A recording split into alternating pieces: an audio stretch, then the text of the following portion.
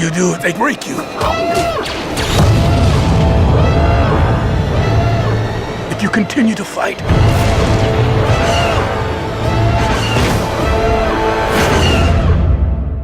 What will you become?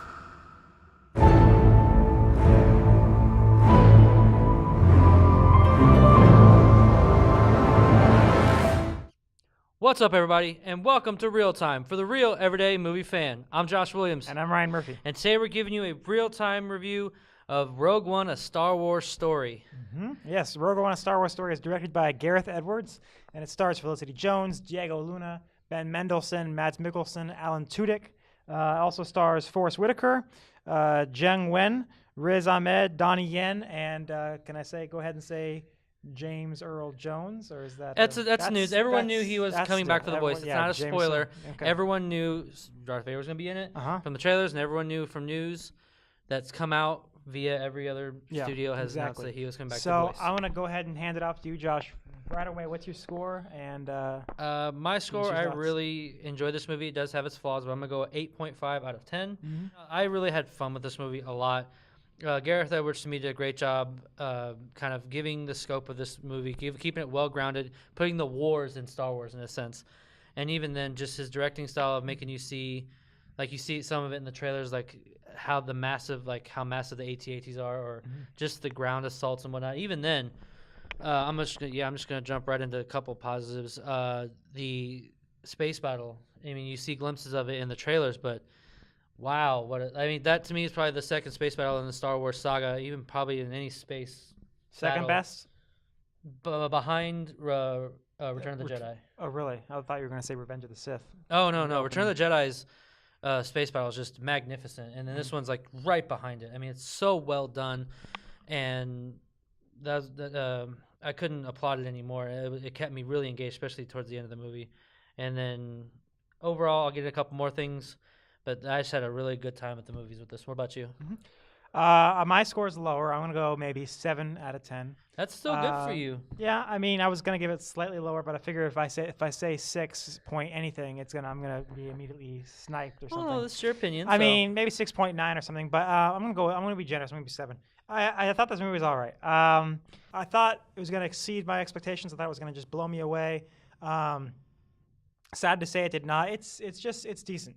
Some positives.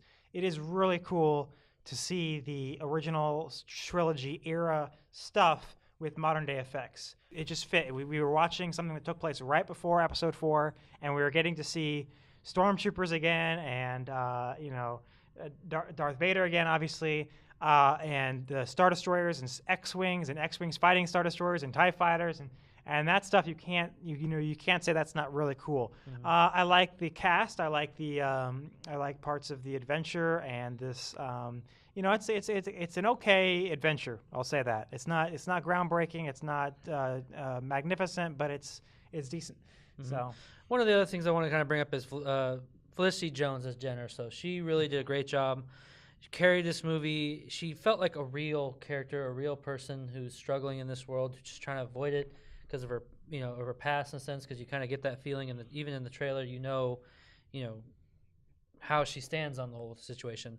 But the other one I want to bring up is K2SO.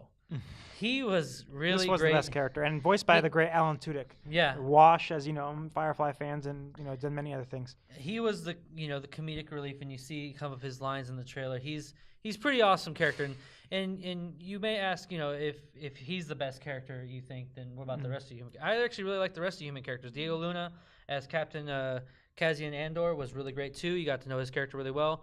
But let's I'm gonna segue that way into some of the negatives. There were quite a few characters in this movie, especially in the main group, that I didn't care about because there wasn't enough backstory to them. I'm talking about Bodhi, maybe, or just a few of them. Okay. I'm not going to give away too many specifics, but there are a few of them there that are in the main group that's trying to get the Death Star plans. That you didn't get enough of their backstory characters to them, so that as the movie progressed, I didn't really care what happens to them.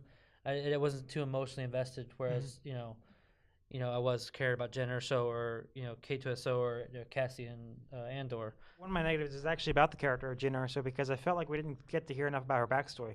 Like Cassian Andor, We hear very little about his backstory, but it's enough. We know what his life's been like, from very little dialogue. So I didn't need like a whole, spiel. But we know that this person has this. I know that in the trailer for the film they talk about how she's been on her own since the age of 16. She's been arrested multiple times for this or that, and she's kind of lived life on the streets. They don't really talk about that in the film. I mean, so it's alluded to essentially. We know that she left a certain person, and not much about her is explained upon, other than the fact that she is in prison at the beginning of the film. But it's just like I just felt this absence with her character. I felt like we should have just gotten a little bit, just like 20 seconds of dialogue, just 20 seconds to tell me this, and this, and then I would have felt this fullness to the character. But instead, she was just sort of there, and Felicity Jones did a wonderful job. But it's just there's this absence I felt with her character. There also just wasn't. I remember feeling like at the end of the film, there's some beautiful scenery, beautiful cinematography. You're watching, as you see in the trailer, AT-ATs and all the classic Star Wars stuff in this awesome, tropical setting, and it should really blow you away. And I'm sure that there are people out there who will go see this and just feel totally exhilarated by the whole scene. I wasn't really feeling it. I just wasn't. Maybe that's more on me. Maybe that's just up to everyone's subjective experience. But I was just like, this isn't, maybe it's because this is sort of just an extra Star Wars movie. I don't know. Maybe that was infiltrating my perception of it. But at any rate, I just remember feeling like, this isn't affecting me as much as I thought it would. But, there's still some good stuff. I like the handling of a lot of the characters. I know that I mentioned the flaw with Galen Erso, but there's a lot of other stuff that I can't talk about that I did really appreciate. So this film was decent, I thought. One of the things I didn't like also was, for me, like the second half, like the act 2, if you want to call it, like the meat of the, like the center of the movie, the middle of the movie, was a little slow for me.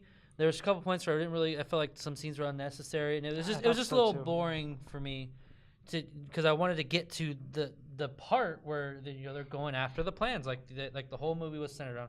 I understand they were building towards something, but it was just not. It kind of it took me back a little bit, but then again, the third act brought me right back in, especially the end. Overall, I still had a lot of fun with this film. The last bit of this movie, for me, especially the last half hour, he has probably a different opinion, but it hooked me. The space battle and the ground battle, how it was edited was superbly done.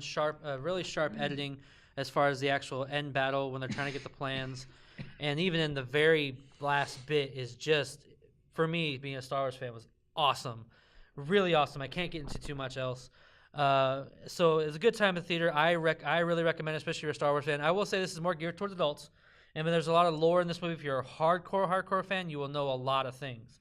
There's a lot of things that will enrich your experience as far as like Easter eggs or cameos or whatever else. It is geared toward adults. I want to say there's some things that parents might not want their kids. True. This might be a little bit of a traumatic movie for kids. Possible. This, like I said, this puts the wars in Star Wars. But I mean, I had a lot of fun, and there's plenty more we'll get into in the spoilers. Any overall thoughts we recommend it to the audience? That's good. It's all right. You're gonna go see it for a Star Wars movie, and it's worth it. I think it's worth it just for. I mean, it is Star Wars. You do get to see this X-wings and TIE fighters and Darth Vader. There's Darth Vader. There's.